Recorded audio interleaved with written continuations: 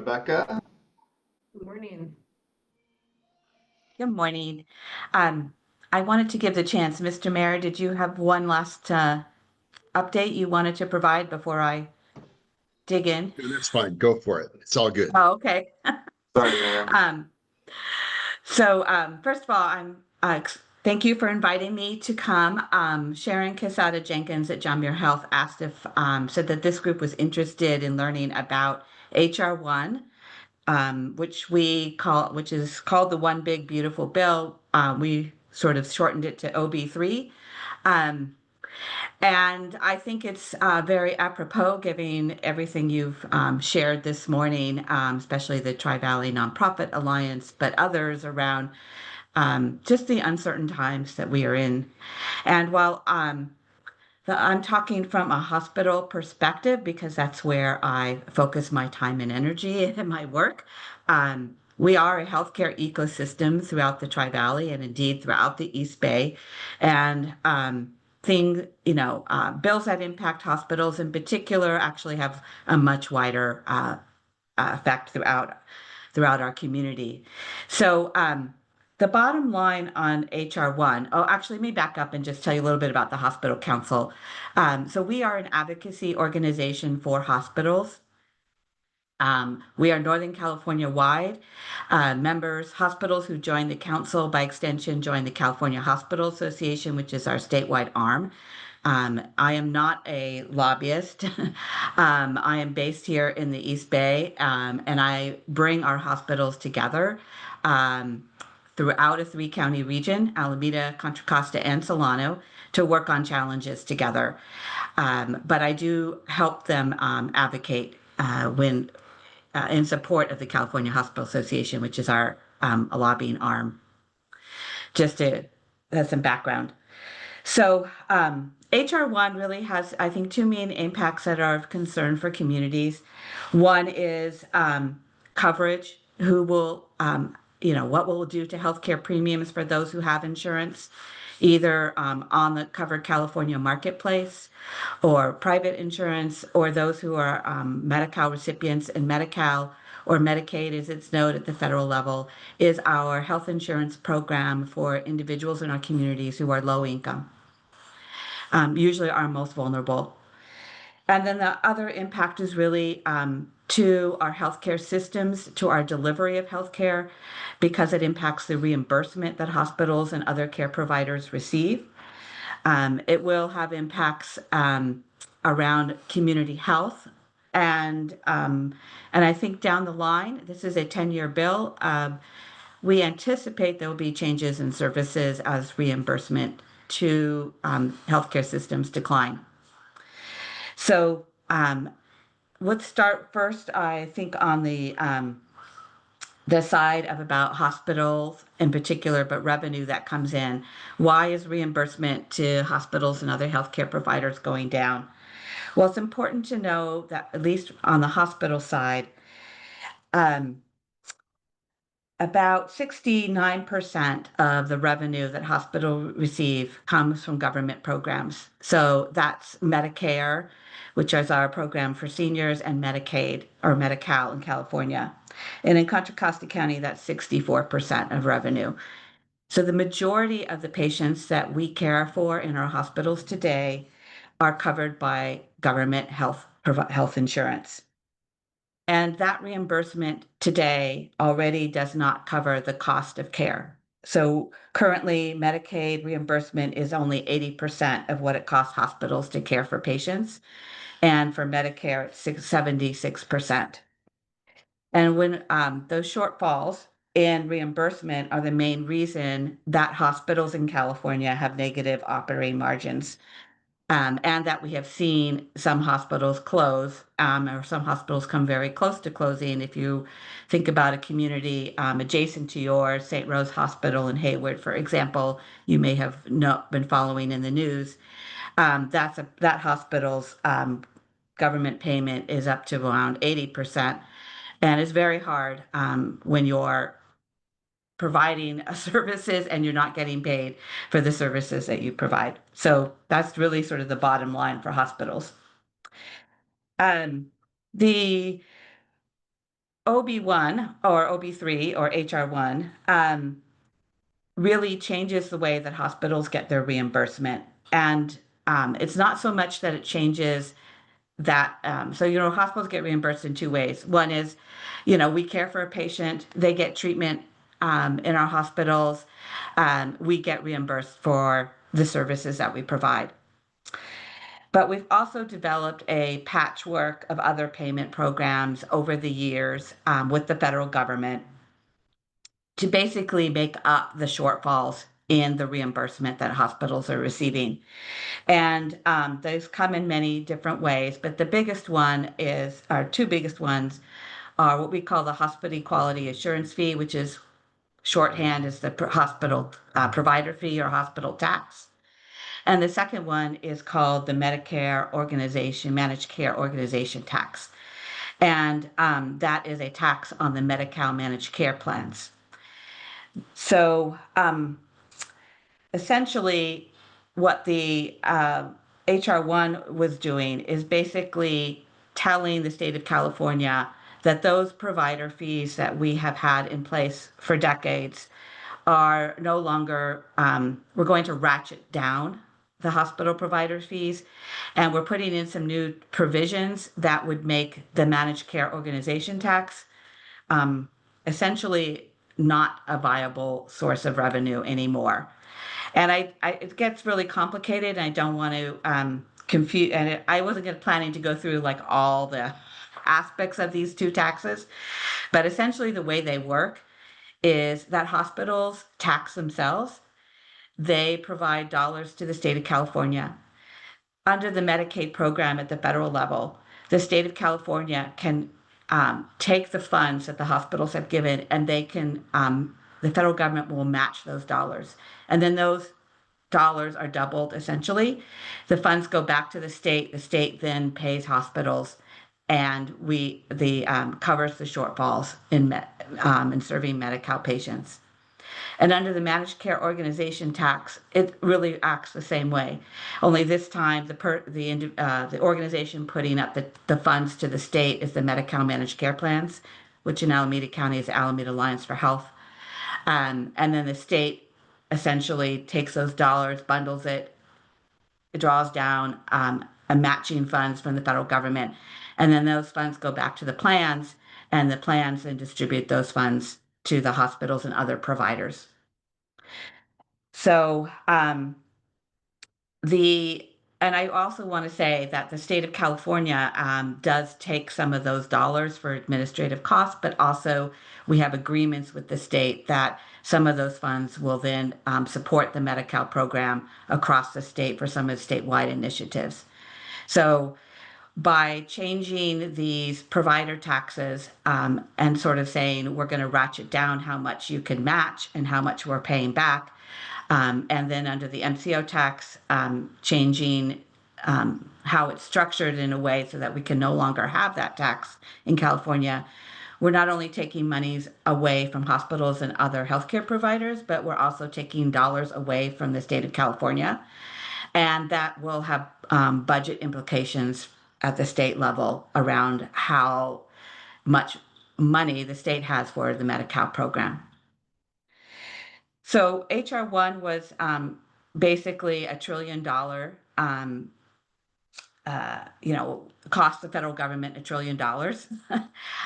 It wasn't really a healthcare bill. It was really mostly a tax bill. But the way that they wanted to pay for the taxes was obviously through these healthcare provisions. And we've done some calculations on the hospital side, and by singling out these taxes and changing the way how much we can get reimbursed and how they operate, we estimate that statewide California hospitals will lose between $66 and $128 billion over 10 years, which is the lifespan of the bill. So that's about a 14 to 30% reduction in Medi-Cal revenue. And the reason why right now those estimates are in a range is because we're still waiting for federal guidance and to the regulations to come out to tell us exactly how they're going to implement some of these changes in the bill And so we're not able to estimate exactly. I also don't have estimates for hospitals. I know that hospitals currently in Alameda County and throughout the East Bay are doing a lot of planning, are looking at the bill and determining what does this mean for our organizations. Um, some hospitals have shared what their preliminary estimates are. If you watch the Alameda County Board of Supervisors, for example, you've heard Alameda Health System be very candid and upfront about where some of the costs, which goes anywhere from starting off in the next calendar year to like $4 or $5 million, going all the way up to potentially $100 million in losses as you go into the out years of this bill. So I wish I could tell you exactly what will what will happen, but I don't. We don't really know. But it is a loss of funding, and that will change. Um, for hospitals, that what we're most concerned about is twofold. One is when we lose revenue, hospitals don't have a way to make that up, right?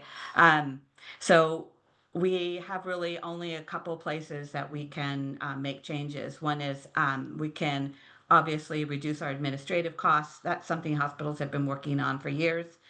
We can change the services that hospitals provide.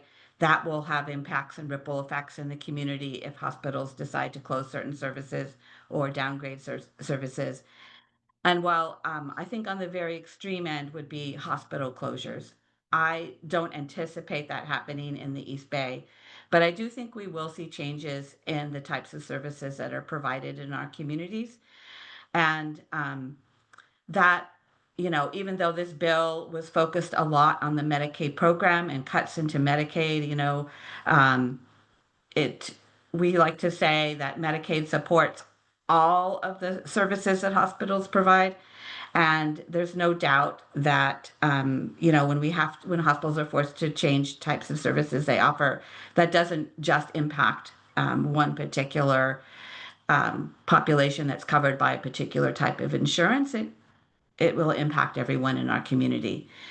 So the other aspect of HR1 that I know is probably top of mind for everyone is really the changes to coverage. So we have estimated that about 1.8 million people in California will lose their health insurance under HR1. And that's for two reasons. One, under the new rules in HR1 for Medicaid, they are now going to require those who receive Medi-Cal coverage to work, and they will have to demonstrate that they are working. So, and work is defined as both actually having a job, but also going to school or doing volunteer service. So, as the chamber and an employer group, I know many small businesses often have employees who get their health care through Medicaid. They will need your assistance and being able to show that they are working. And that information will have to go to, they will have to submit all that documentation in order to maintain their Medi-Cal coverage. The other aspect of it is the states, or really all throughout the nation, people who get their coverage through Medicaid or Medi-Cal in California are going to have to show that they still qualify based on income every 6 months. So not only it's, like most of us, when we get our health insurance every November, right, we have a open enrollment period for insurance, and then we sign up. Okay, they're going to be doing it every 6 months. So every 6 months, they'll have to show that they qualify both based on income and that they're continuing to work. That's a lot of documentation and a lot of paperwork to submit. And we anticipate that people will miss those deadlines. We anticipate that people will fall on or off based on their particular circumstances. And that creates what we call a lot of churn. And that is not good for continuity of care for individuals. And so we do anticipate that people will are, what we kind of saw during the pandemic is that people will not have good access to consistent primary and preventive care. And that's bad from an overall health perspective for people and patients. But it's also bad for hospitals because the one consistent place that individuals can receive care is hospital emergency departments. They're open 24 hours. They're there to serve. We already see a large number of patients through hospital emergency departments throughout the East Bay. Many for convenience and primary, their lack of access to primary care. We anticipate that's going to increase tremendously. And then if people are in a spot where they haven't re-upped their Medi-Cal coverage, or they lost it entirely because they no longer qualify, that's going to become uncompensated care for hospitals. So that means that's care that we will provide, but we will not get reimbursed for. And we anticipate that over the 10 years in the bill, compensated care costs for hospitals across the state will be about $9.5 billion. So that's on top of the reimbursement changes that we're anticipating. I think those are the biggest. I mean, maybe I'll just mention a little bit about the shutdown because I know it's top of mind for individuals. One of the main issues that is and there's lots of issues around the shutdown, but our U.S. senators, I think, have been particularly strong, our California senators, about the enhanced premium tax credits for individuals who buy insurance on Covered California, which is our exchange program. And I'm sure that many of chamber members have employees who buy their healthcare insurance through the exchange. And the tax credits were put into place under the Biden administration, and it does help lower the cost of premiums. Those tax credits expire at the end of the year. So as the government has been looking at their budget for the next fiscal year, which is what they're deciding right now, Democrats, including our U.S. California senators, are pushing to extend those tax credits. And that would be extremely, extremely helpful for ensuring that, many more individuals can keep their healthcare insurance and keep their premiums low. So I don't know where things will go with the government shutdown. I will say there's no immediate impact to hospitals. We continue to get paid through a government shutdowns, at least for a good 4 to 6 weeks. If the shutdown were to actually go way beyond that, which is would be highly unusual, but we don't live in usual times. Hospitals won't really see any impact, but we're happy to keep you apprised of what's happening there as time goes on. And I think I'll stop. I'm happy to answer any questions. And I know the folks from John Muir Health are here too to share some better good news than I have with you. So any questions or anything you would like to know more about, I'm happy. You gave us a lot to think about, Rebecca. Thank you. Yeah, Rebecca, that was some really great information. And I think that, a level of understanding needs to be realized in the community. Thank you for being here today, because not all of us understand how all of these things work. And, getting an explanation or some type of framework around what's happening here and what we can expect in the future is really important. And we know that this is going to affect our communities negatively with the healthcare needs that we were currently struggling with, trying to get people taken care of. And let's just see what happens here, but stay tuned. We may ask you to come back and report again if there's any changes.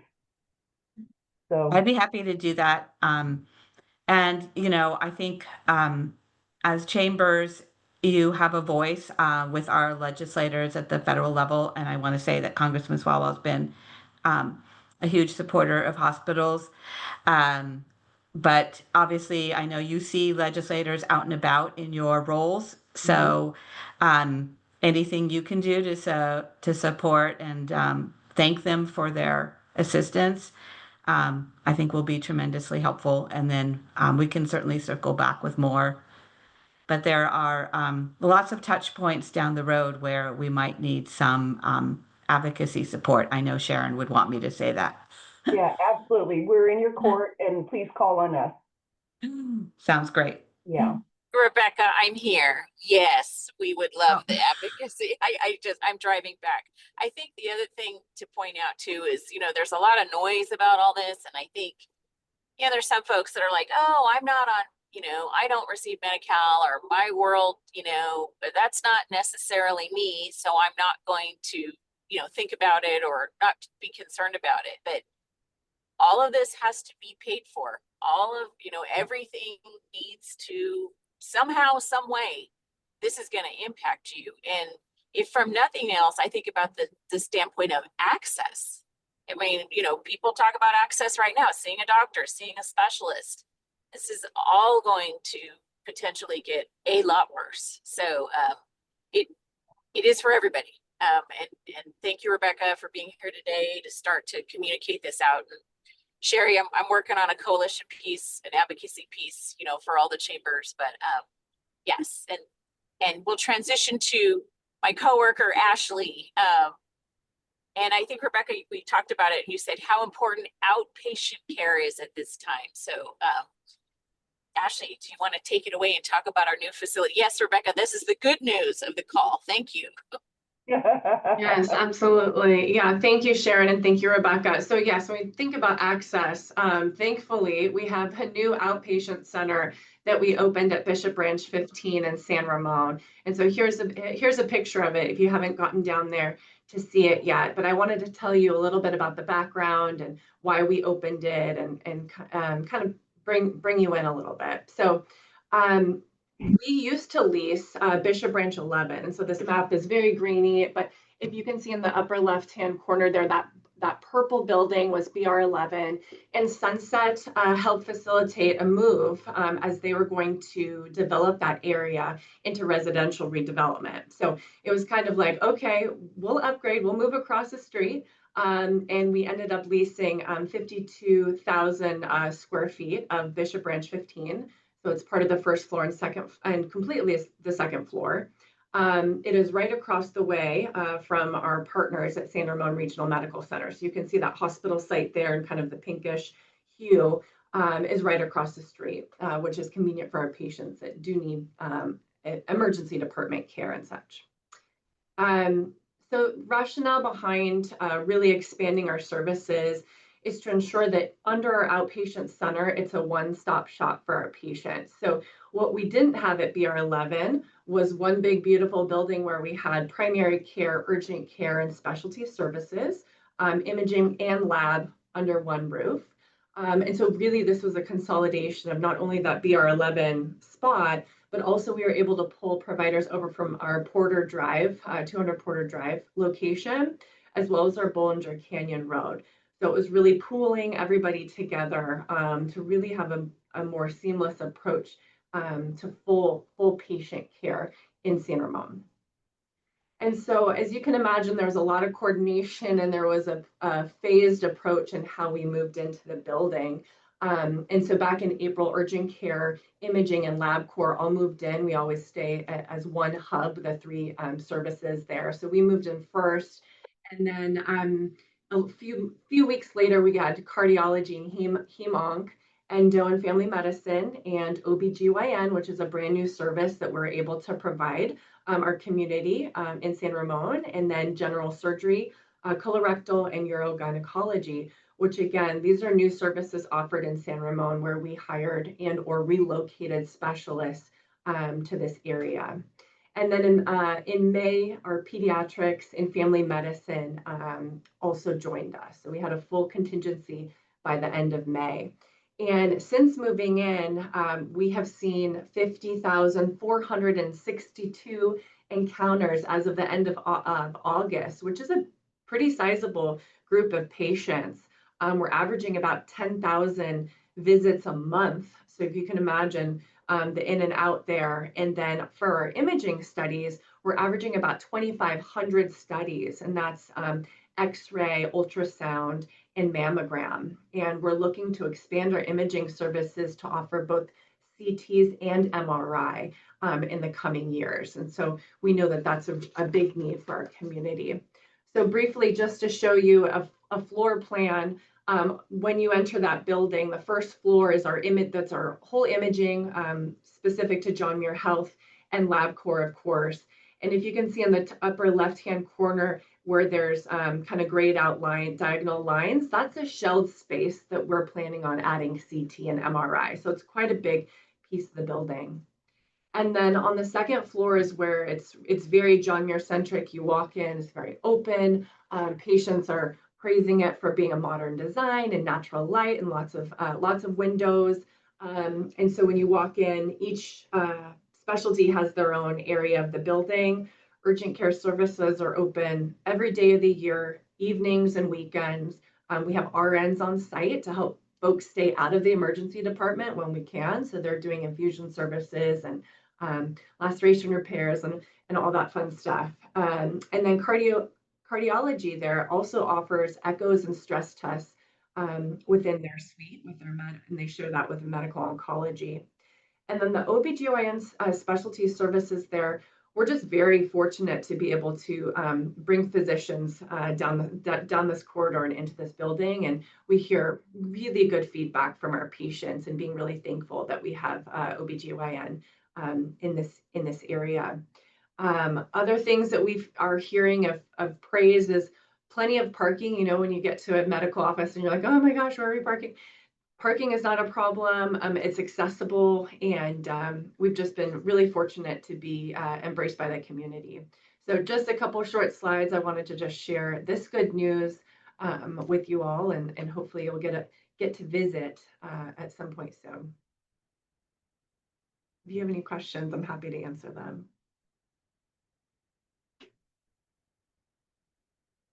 Oh, Sherry, I think you're on mute if you're chatting. I see your lips. All right, can you hear me now? Yes, we can, yes.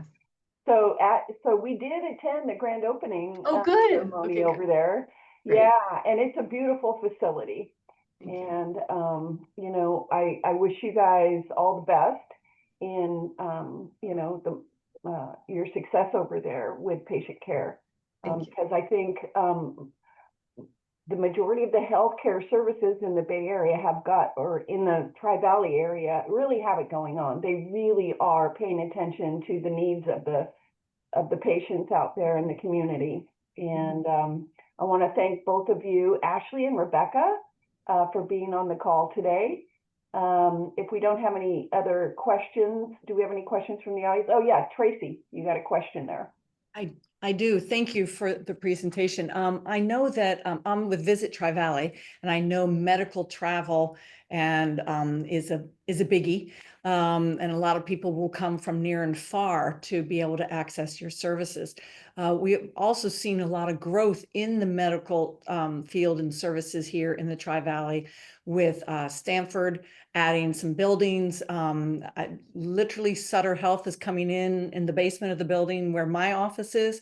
I was just curious about how this helps you compete with those other medical facilities, and are you I don't know. I don't know how big your facility is in comparison, and whether it's now offering the same amount of services as the other ones. That's a great question. And we really have our own subset of patient population. So it's not about, pulling from others or competing with others. It's really to serve the community and the folks that have our insurance and use us as HMOs. It's getting them off of 680 because they used to have to schlep down to Walnut Creek, and it's really bringing the services to their doorstep. So when it comes to, John Muir expansion, these are really a lot of services that we had in the area. It's getting them all consolidated under one roof to make it more convenient for our patients. So I wouldn't necessarily say we're expanding footprint and popping up all over the place. This is just a really way to get everybody together and provide better care for our patients, because our providers too are saying, I love being able to walk down the hall and get a consult from a specialist in the same building. I mean, you'll get a higher level of care when your doctors are all talking to each other and you're able to get in sooner when we think about access. So I hope that answers your question. It does. Thank you. I love hearing that too, because I know you opened just a new cancer facility up in the Walnut Creek area. So it's great to have the Tri-Valley have all those services. And it just dumbfounds me, actually. It's the best word I can put it, that you just added OBGYN services, because that's pretty Yeah. important. So Yeah. thank you. Yes, Wonderful. absolutely. I think Kelly has a question for you. Yeah, just a brief follow-up to on Tracy's question. So my mom lives in San Ramon, and she is one of the people, she'll go to Martinez, she goes to Walnut Creek, she's doing all that. But I don't know if her doctors are necessarily going to switch. So if to San Ramon. So, and she kind of gets attached. So do you have plans for some of them to be relocated, or are these all new patients, or they all have to switch? How are they notified? Yes, so we had a big notification process. This was not a shock to our patients at the beginning of the year of what primary care providers were moving over. And when I shared that map, we are talking across the street. Like, it is literally a block. You could, even if you parked at the old site and didn't get a notification, you can walk right across the way. But we did a really robust campaign to make sure that that was communicated. Folks knew where to go. Most of our primary care doctors that are in the building are established, and we're looking to hire additional primary care FTEs. And we have one from our residency program from UCSF who just joined us at Bishop Branch, which is really exciting. And so they would be building their own panel. So to your mom, if she was a part of that, she would have been notified long ago and would have known that that's where her services were moved to. And we did a pretty good job of that. So, but thank you for your question. Thank you. Wonderful. And then last question here, Roseanne. Yes, I just want to chime in and say I'm a huge John Muir Health fan advocate. I have been for the last 20 years, and moved from Walnut Creek down to Dublin, and thrilled about the San Ramon expansion. And I think my family and I have used every office, every practitioner, every service out of the San Ramon. So I just want to say thank you. Already. Fabulous. It's a super convenient, and it's just a great experience. And I really appreciate it. Oh, thank you. That's amazing to hear. That's why we're doing it, is for you to be able to say that. So thank you, Roseanne. All right. So wonderful. Thank you, Rebecca and Ashley, again for being here today with us. I want to remind everybody our next meeting is Wednesday, November 5th, and our guest speaker will be Livermore Fusion Soccer. They have some things to tell us about. And want to also encourage you to attend the Mayor's Summit that's happening at Casa Real on the 15th of October. This is an effort by the Chamber Alliance. All 5 chambers will be there for this event. And also want to encourage you to attend our agritourism luncheon, Wine Country Luncheon, the last one of the summer. It's going to be at Purple Orchid on October 23rd. It's a collaboration with Visit Tri-Valley. We got Tracy in there, the Tri-Valley Conservancy, and also the Livermore Valley Wine Community. So we're going to be talking about agritourism in our area, and we have lots of great things to talk to you about. And we're taking reservations. Register now. It's going to be outdoors at the Purple Orchid. So it's a lovely venue out there. Come join us for the last days of summer out there. And we promise you'll have a wonderful afternoon. And with that being said, enjoy your day, everybody. Make the most of it. Thank you. Thank you so much. Thanks for being here, everybody. Thanks.